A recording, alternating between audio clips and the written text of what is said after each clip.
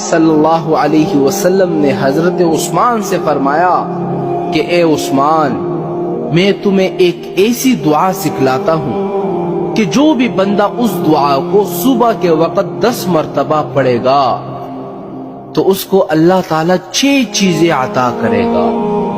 وہ 6 چیزیں بڑی قیمتی چیزیں ہیں۔ وہ 6 چیزیں کون سی ہیں؟ پہلے میں یہ بتا دیتا ہوں، اس کے بعد آخری میں آپ کو وہ دعا بتاتا ہوں کہ وہ دعا کون سی ہے، جس کی وجہ سے میرے نبی نے حضرت عثمان کو بتایا کہ اللہ تعالیٰ یہ 6 چیزیں آپ کو عطا کرے گا۔ پہلی چیز کیا عطا کرے گا؟ پہلی چیز میرے نبی نے فرمایا یہ عطا کرے گا کہ وہ شیطان اور اس کے لشکر سے بچ جائے گا۔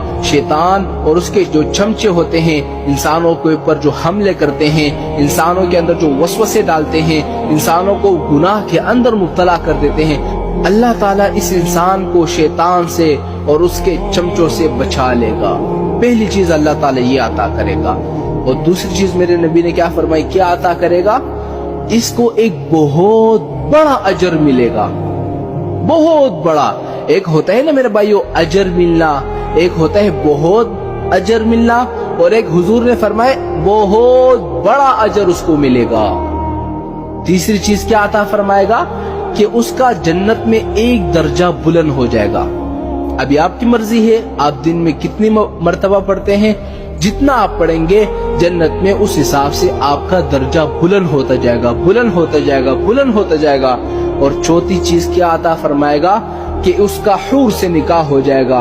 اور پانچواں کیا ہوگا کہ اس کے پاس اللہ تعالیٰ کی طرف سے 12 فرشتے آ جاتے ہیں، اللہ تعالیٰ کی طرف سے 12 فرشتے بیچے جاتے ہیں جو بندہ اس دعا کو پڑھے گا۔ اور آخری چیز جو ہے نا میرے بھائیو، اللہ تعالیٰ جو اس بندے کو عطا کرے گا کہ اس بندے کو اتنا ثواب دیا جاتا ہے کہ مثال کے طور پر اگر کوئی شخص قرآن، تورات، زبور، انجیل اور ایک حج اور عمرہ جو قبول ہو چکا ہو، اس کے برابر اس کو اجر و ثواب مل جاتا ہے۔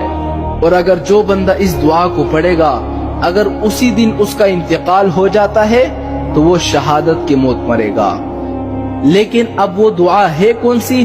میرے نبی نے فرمایا وہ دعا یہ ہے، لا الہ الا اللہ واللہ اکبر سبحان اللہ وبحمدہ استغفر اللہ ولا قوة الا باللہ الاول والآخر والظاہر والباطن بیدک الخیر یحیی ویمیت وہو علی کل شیء قدیر۔